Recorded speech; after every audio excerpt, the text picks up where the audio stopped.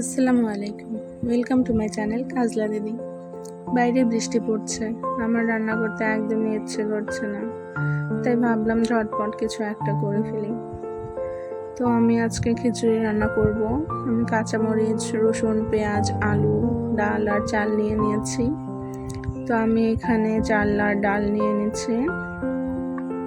আমি এই পটটাতে 1 পট ডাল আর 2 পট চাল নিয়ে নিয়েছি। এটা হচ্ছে রাইস কুকারের একটি পট, আমি এটা ইউজ করি। আমি এখন চাল আর ডালগুলো ধুয়ে নেব ভালো করে।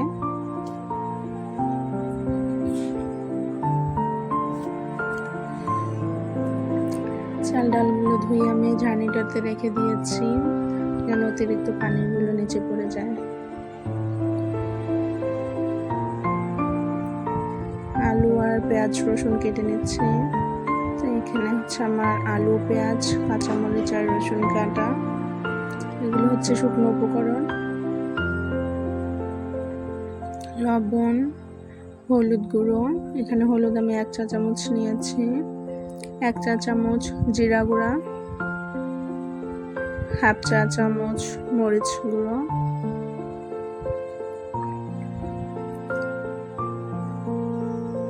1/2 চা চামচের অল্প একটু বেশি ধনে গুঁড়ো, আর 1/2 চামচের কম 5 ফোড়ন গুঁড়ো, আর ওগুলো হচ্ছে কয়েক রকমের মশলা আর তেজপাতা। তো আমি পরিমাণ মতো পানি নিয়ে নিচ্ছি।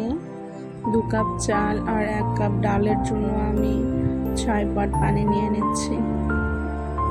তো যেই পট দিয়ে আমি চাল মেপে নিয়েছি সেই পট দিয়ে পানিও মেপে নিচ্ছি।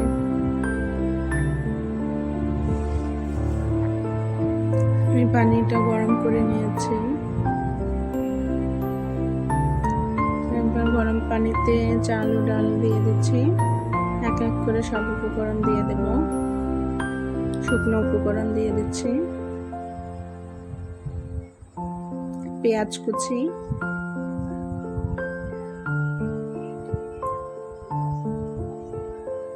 কাঁচামরিচ ও রসুন কুচি,